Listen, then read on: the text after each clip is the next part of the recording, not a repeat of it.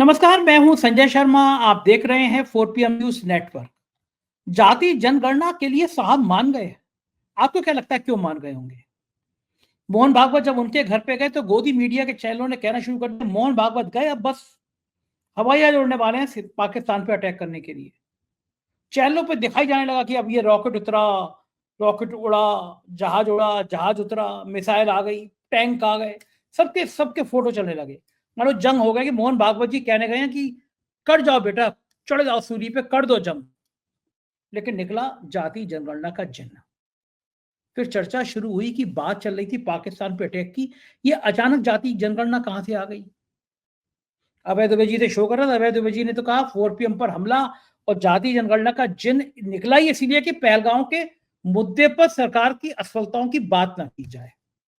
बहुत शानदार बातचीत है। जाति जनगणना पे मैंने पूछा, राजनीतिक गलियारों में चर्चा चल रही है, जाति जनगणना इसलिए चलाई गई कि ये चर्चा तेज की जाए कि यूपी में ठाकुर, उत्तराखंड में ठाकुर, राजस्थान में ब्राह्मण, ये पंडितों ठाकुरों ने कब्जा किया, जाति जनगणना से बाहर जिन आ जाएगा सामने की असली हक तो पिछड़ों का है। अब आप कल्पना करिए, जब जाति जनगणना हो जाएगी, यूपी में सबसे बड़ी संख्या पिछड़ों को निकलेगी, तो भाजपा किस मुंह से कहेगी कि ये ठाकुर मुख्यमंत्री हम आपको दे रहे हैं?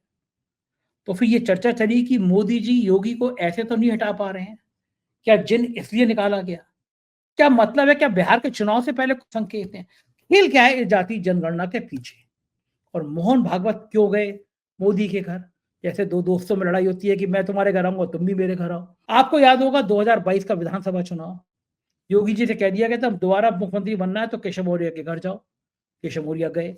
ऐसे मोदी से कह दिया गया था पहले संघ मुख्यालय जाओ, मोदी हुआ है। फिर मोदी ने कहा बारी तुम्हारी है, मोहन भागवत उनके घर आ गए। खेल चल क्या रहा है इस बीच में?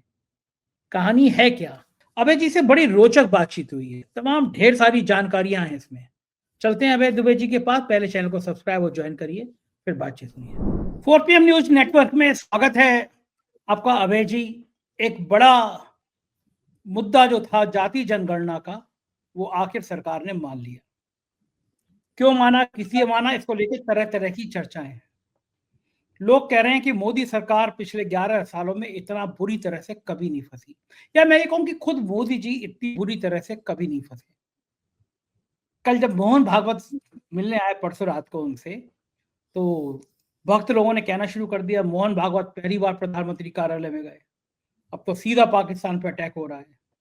लोगों ने टाइमिंग भी बता दी, कुछ गोदी मीडिया के चैनलों ने बता दी, तोप का मुंह किधर है, मिसाइल का मुंह किधर है, यानी क्या क्या कहानियां। कई चैनलों पर रडार उतरने लगे, जहाज चढ़ने लगे गोदी मीडिया के चैनलों पर। लेकिन पता चला कि मुद्दा जाति जनगणना का था। संघ नहीं चाहता था कि जाति जनगणना हो, तो भाजपा भी नहीं चाहती थी जाति जनगणना हो। ऐसी तमाम चर्चाएं हैं समाज में। कारण यह था कि अगर जाति जनगणना हो जाती तो जो पिछड़ी जाति और दलित जातियों की संख्या थी, वो कम से कम भाजपा जो ऊंची जातियों का प्रतिनिधित्व करती है, उसके लिए एक खतरे की घंटी बज जाती। पिछड़ी जातियों में इतनी चेतना का उभार, लेकिन वो हुआ, और हुआ इसलिए कि दबाव बहुत बढ़ गया था।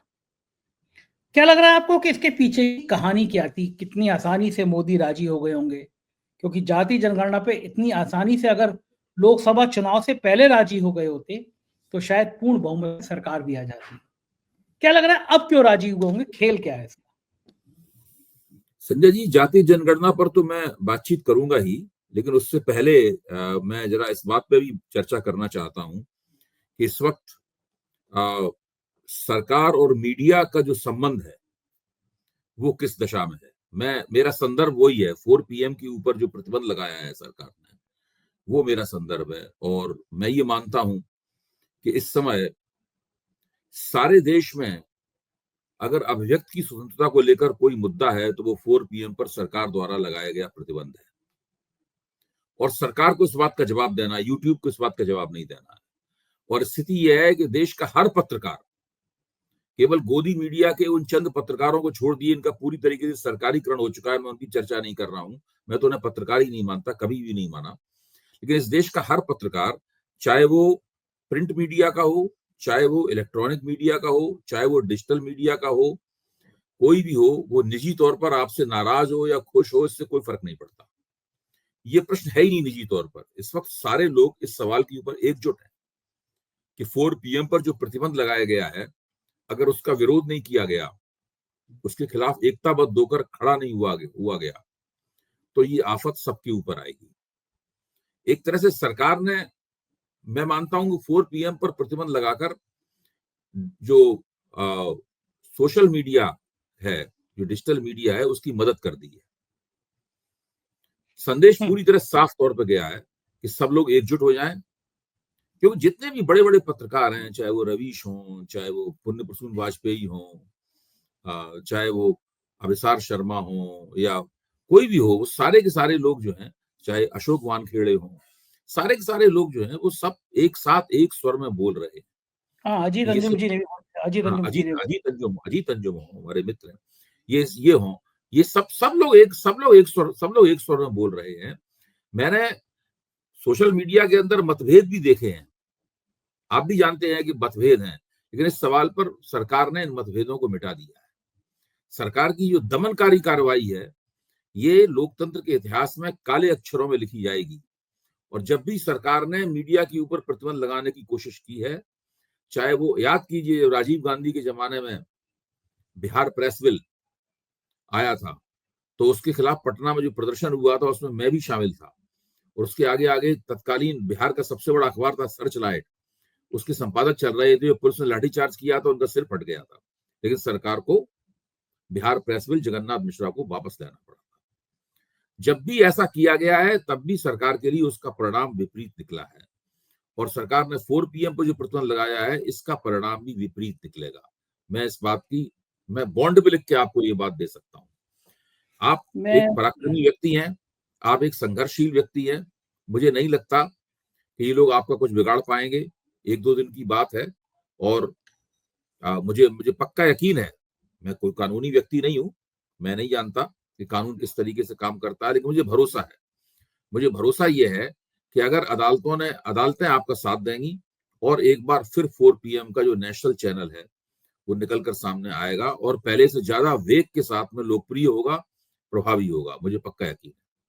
बड़ा शुक्रिया अभय जी इतने प्यार वाली बातों के लिए। बड़ा मजा आया। जैसे हम लोग 4 PM यूपी पे डाले हैं, क्योंकि इंडिया में 4 PM नेशनल बंद है, तो 4 PM नेशनल भारत से बाहर देखा जा रहा है।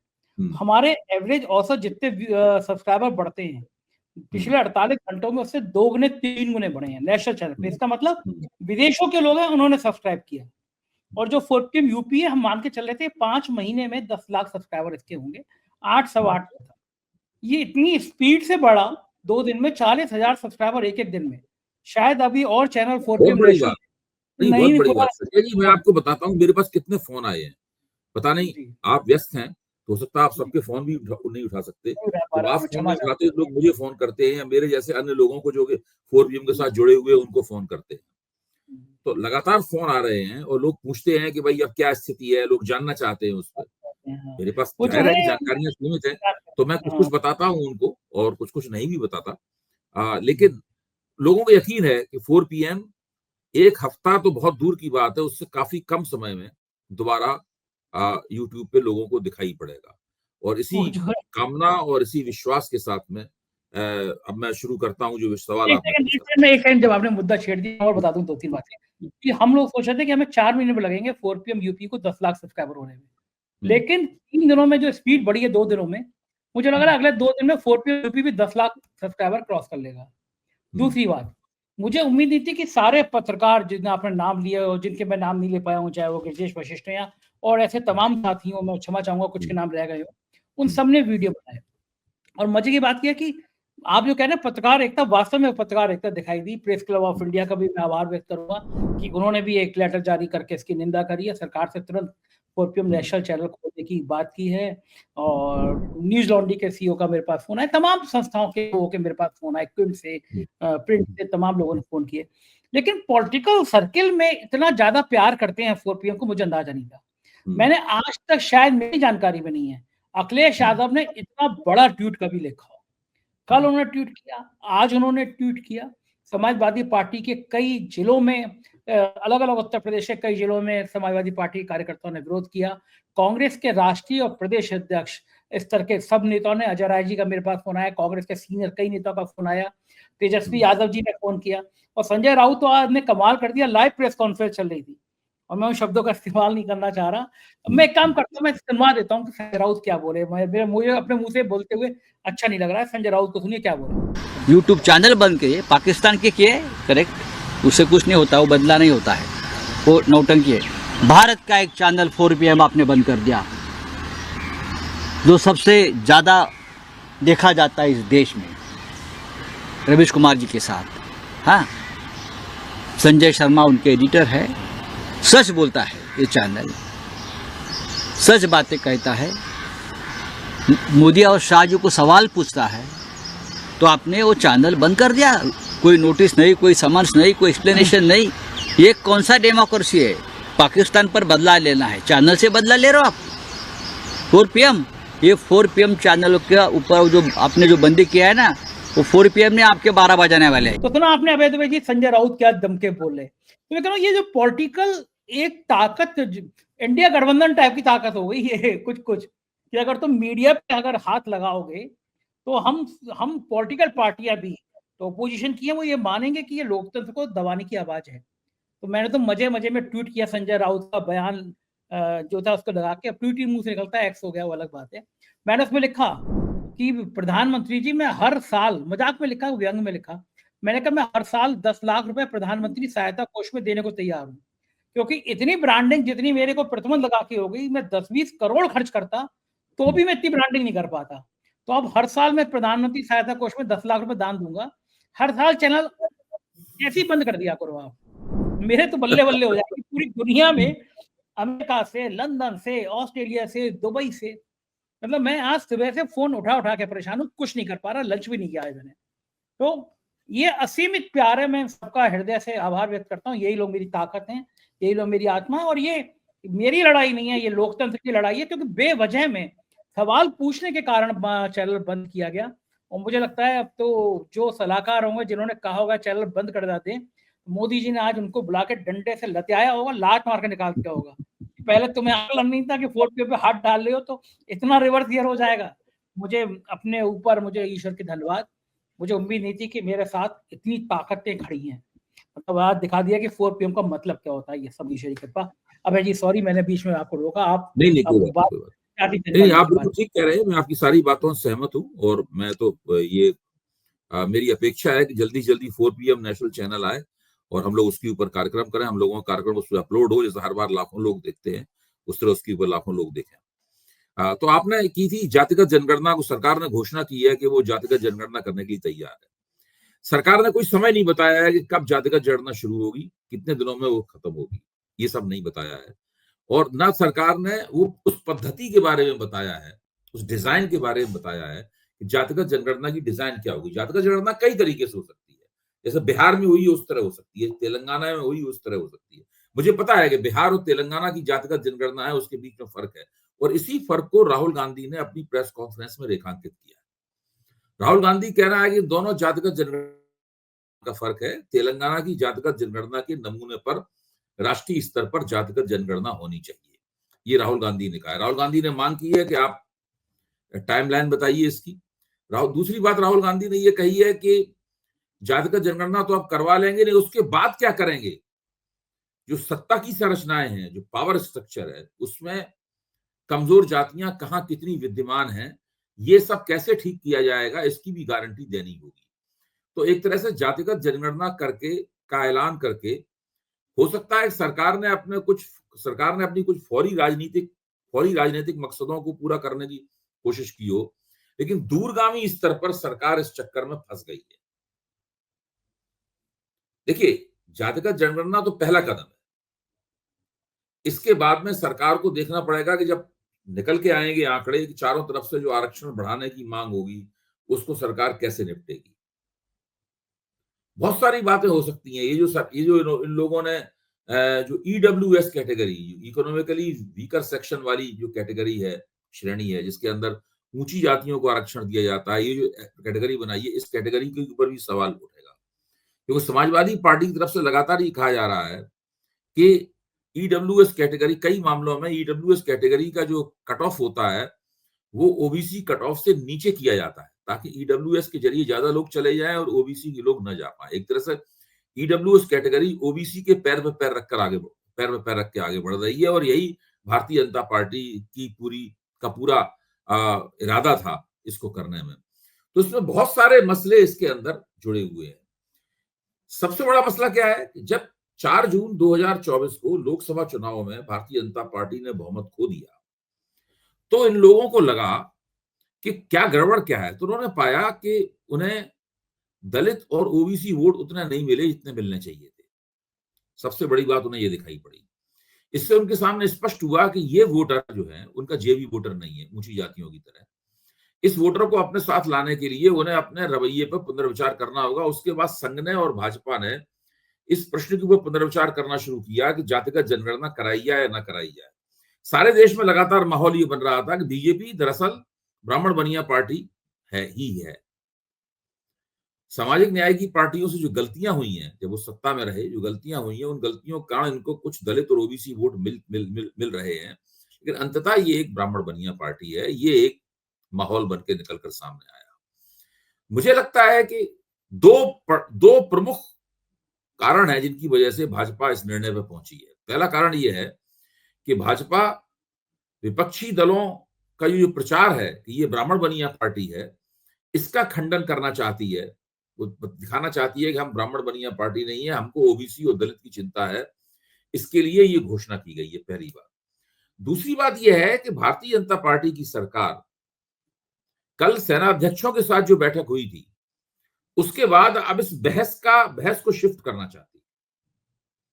वो नहीं चाहती कि बहस पहलगाम के ऊपर रहे। वो पहलगाम से बहस को हटाकर जातिगत जनगणना के सवाल पर लाना चाहती है। क्योंकि पहलगाम पर जिस तरह से थल सेना, जल सेना और नौसेना, थल सेना, नौसेना और वायुसेना के सेनापतियों को सरकार ने कहा है, उससे स्पष्ट है कि सरकार कोई बहुत बड़ा कदम उठाने नहीं जा रही। कुछ टोकन किस्म के कदम, जिनके पीछे खूब प्रचार वगैरह किया जाएगा कि हमने पाकिस्तान को मुंह तोड़, ये सब किया जाएगा, और इसमें भी समय लग सकता है। इस बीच में सरकार नहीं चाहती कि वो लगातार उन लोगों के सवालों का निशाना बने।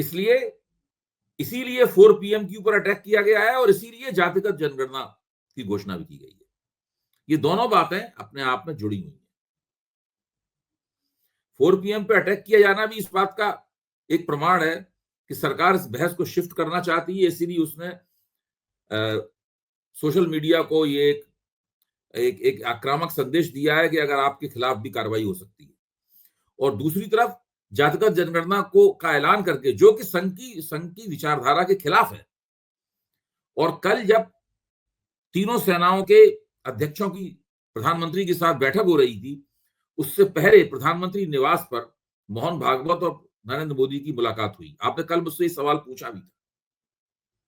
अब मेरे सामने स्पष्ट है कि उस बैठक में क्या हुआ होगा। उस बैठक में पहलगाम के मसले पे भी चर्चा हुई होगी और जातिगत जनगणना कराई है। क्योंकि ये मांग जो है ना, ये मांग भाजपा तब तक नहीं मान सकती थी जब तक राष्ट्रीय स्वयंसेवक संघ व भाजपा पूरी तरह से इस बात में सहमत ना हो जाए। तो दोनों के बीच में, नरेंद्र मोदी और मोहन भागवत के बीच में जो रणनीतिक सहमति हुई है, उसका परिणाम है कि जातिगत जनगणना की मांग को माना गया है। और लेकिन अब ये घोषणा भर है, अभी इसमें बहुत कुछ किया जाना, बहुत कुछ घोषित किया जाना, वो सब बाकी है। तो अभी तो ये शुरुआत है। मेरा ये मानना है कि अपनी फौरी समस्या से निपटने के लिए भाजपा ने एक लंबी दूरी का ये संकट मोल ले लिया है। जातिगत जनगणना एक ऐसी चीज है जो सरकार के हलक में पहले भी अटकी हुई थी, उस घोषणा के बाद भी अटकी रहेगी। बहुत मुश्किल है इससे निकल जाना।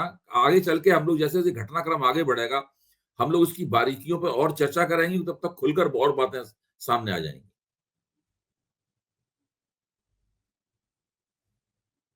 ये बात ठीक है कि ये जो है पेचीदगियां अभी बहुत उलझी हुई हैं, लेकिन एक बड़ा सवाल ये है कि जब जाति जनगणना का चिन्ह बाहर आएगा, ये आएगा कि पिछड़ी जातियों का प्रतिनिधित्व इतना है, दलितों का इतना है, ऊंची जातियों का इतना है।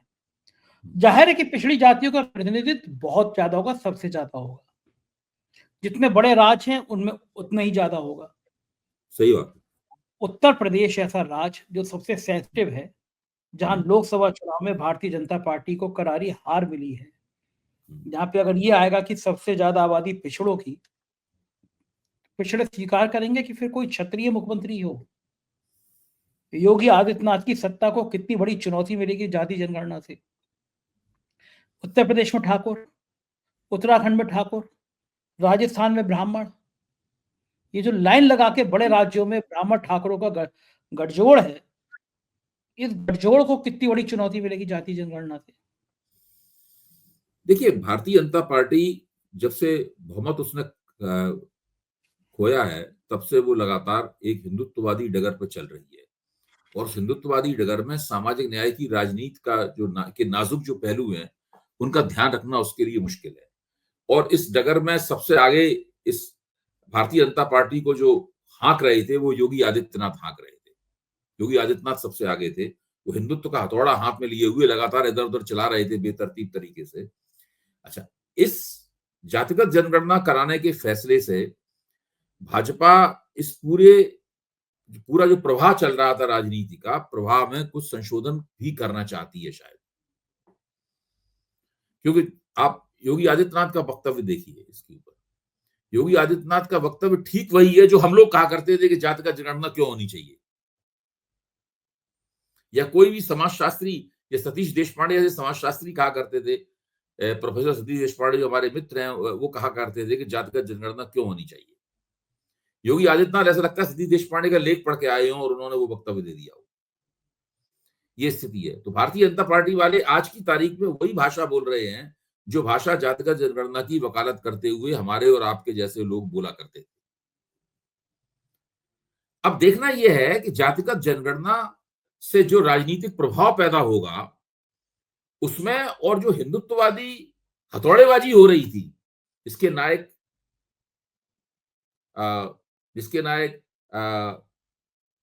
योगी आदित्यनाथ थे और निशिकांत दुबे जैसे लोग थे, इसके बीच में भारतीय जनता पार्टी सामंजस्य कैसे स्थापित करती है, ये बहुत बड़ी चुनौती है। भाई, एक तरफ आप जाति जनगणना की बात करते रहेंगे और दूसरी तरफ आप ये कहेंगे, जैसी बातें निशिकांत दुबे करते हैं, जैसी बातें योगी आदित्यनाथ करते हैं, दोनों बातें साथ साथ नहीं चलने वाली। इसलिए भाजपा को मैं इसीलिए कह रहा हूं कि भाजपा ने जो कदम उठाया है, जिसको आप जिन्न कह रहे हैं, निकला है, ये जिन्न भाजपा को बहुत परेशान करने वाला है। जैसे जैसे जातीय जनगणना होगी उसके आंकड़े सामने आएंगे, आरक्षण बढ़ाने की मांग होगी। अगर भाजपा सरकार आरक्षण बढ़ाती है तो फिर ऊंची जातियों में उसके खिलाफ असंतोष फैलेगा, और भाजपा के जो समर्थक ओबीसी तबके हैं, उन तबकों में और दूसरे भाजपा के विरोध में ओबीसी तबके हैं, उनके बीच में संघर्ष पैदा होगा। कई जगह उनके बीच में परिस्थितियों में एकता भी हो सकती है। दोनों ही स्थितियों में भाजपा के सामने बहुत संकट पैदा होगा। इस चीज को प्रबंधित कर पाना भारतीय जनता पार्टी के लिए बहुत मुश्किल है। भाजपा जानती थी कि ये मुश्किल है, इसीलिए वो जातिगत जनगणना करने के लिए तैयार नहीं थी। इसीलिए 5 जन ऑर्गेनाइजर में लगातार जातिगत जनगणना के खिलाफ आर्टिकल छप रहे थे। इसीलिए योगी आदित्यनाथ ने बटोगे तो कटोगे वाला नारा दिया था, एक है तो नेक है वाली बात कही गई थी। इसीलिए उस नारे को आरएसएस की तरफ से उछाला गया था, जिसको नरेंद्र मोदी ने भी उसी स्वर में बात की थी। अब ये सारी बातें बटेंगे तो कटेंगे, एक है तो नेक है, ये सब पृष्ठभूमि में चले गए। एक तरह से अभी तक की गई राजनीति को जातिगत जनगणना कराने का घोषणा करके भारतीय जनता पार्टी ने मोटे तौर पर कैंसिल कर दिया है। जातिगत जनगणना कराने के साथ में भारतीय जनता पार्टी शून्य से अपनी शुरुआत करेगी, क्योंकि हिंदुत्ववादी राजनीति में जो ऊंची जातियों के मन में गुदगुदी होती थी, हिंदुत्ववादी ऊंची जातियों का जो एक प्रतिक्रियावादी हिस्सा था, उसके मन में जो गुदगुदी होती थी, वो गुदगुदी जातिगत जनगणना कराने की मांग से जो है ना, वो रुक गई है। देखो, ठीक कहते हैं, दो बातें हैं। एक तो केशव मौर्य के बड़ी करीबी एक साहब हैं, उन्होंने तो सुना है कि आज लड्डू भी बंटवा दिए कि अब तो जाति जनगणना के बाद सिंहासन खाली होगा, केशव जी सत्ता में आ जाएंगे। दूसरा, मैं जानना चाहता हूं कि जाति जनगणना का सीधा लाभ क्या आपको लगता है अखिलेश यादव और तेजस्वी यादव को मिलेगा? जाति जनगणना के मुद्दे पर दोनों बहुत मुखरते, पीडीए का एक नारा अखिलेश यादव ने दिया और वो कड़ा कामयाब भी हुआ। दूसरी बात, कुछ लोग बड़ी चर्चा कर रहे हैं, हालांकि मैं मैं नहीं कह रहा इसका कोई आधार है या नहीं है, लेकिन लोग कह रहे थे कि योगी को पर कतरने का इसके अलावा कोई चारा नहीं था, योगी को हटा नहीं पा रहे थे, तो जाति जनगणना का जिन्न लेकर आया कि अमित शाह का सिंहासन बरकरार है, योगी इतनी तेज ना दौड़े। इस पूरी पूरी रणनीति पे आपका क्या मानना है? देखिए, योगी आदित्यनाथ इस बात को भांप गए जो आप कह रहे हैं, इसलिए सबसे सारे नेताओं में सबसे पहले उनका वक्तव्य सामने आया। योगी आदित्यनाथ समझते हैं कि ये क्या किया गया है, तो उन्होंने कहा ये बड़ा अभूतपूर्व निर्णय लिया गया है और इससे हम नीतियां बनाने में ऊंची जातियों के लिए करेंगे, सामाजिक न्याय के पक्ष में अभूतपूर्व निर्णय है। ये सारी बातें योगी आदित्यनाथ ने करनी शुरू कर दी हैं। देखिए, अब मैं ये कह रहा हूं कि जो हिंदुत्ववादी आग्रह हैं और जातिगत जनगणना से जो जज्बात निकलते हैं और जो जिस तरीके की राजनीति निकलती है, इन दोनों के बीच में तालमेल स्थापित करना भारतीय जनता पार्टी के लिए बहुत बड़ी चुनौती होगी। भाजपा जानती थी कि ये तालमेल स्थापित करना उसके लिए मुश्किल होगा। ये भी एक बहुत बड़ा कारण था कि वो जातिगत जनगणना के लिए तैयार नहीं थी। वो रोहिणी कमीशन जैसी जांच पड़ताल तो करा सकती थी, जो उसने करवाई भी, लेकिन जातिगत जनगणना एक दूसरी चीज है। जब अब जनगणना का जो फॉर्म लेके कोई भी व्यक्ति आपके घर के दरवाजे पे दस्तक देगा, तो उसके अंदर जाति का भी एक खाना होगा। उसके अंदर जातिगत जनगणना में स्पष्ट कर दूं, एक नया पैसा अतिरिक्त नहीं खर्च होगा, ना समय ज्यादा खर्च होगा, कुछ नहीं। वो खाना उसके अंदर होगा।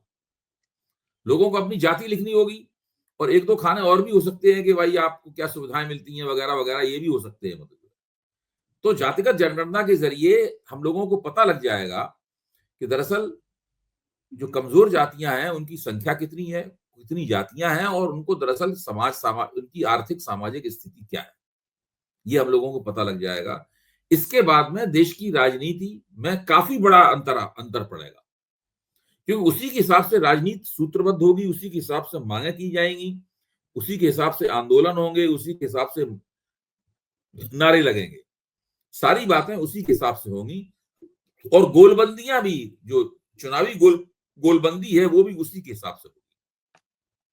बिल्कुल ठीक है अभय जी। एक आखिरी सवाल, अगर लोकसभा चुनाव से पहले जाति जनगणना की अनुमति दे दी जाती, मान ली जाती मांग, तो क्या असर पड़ता है लोकसभा चुनाव में? देखिए, उस वक्त तो भारतीय जनता पार्टी का मानना यह था कि हमको पूर्ण बहुमत, स्पष्ट बहुमत मिलने जा रहा है। अगर 2024 में स्पष्ट बहुमत प्राप्त होता तो जातिगत जनगणना की घोषणा कभी नहीं होती। ये सारे के सारे 4 जून 2024 को जो बहुमत खोया भाजपा ने, उसके आफ्टर इफेक्ट्स हैं।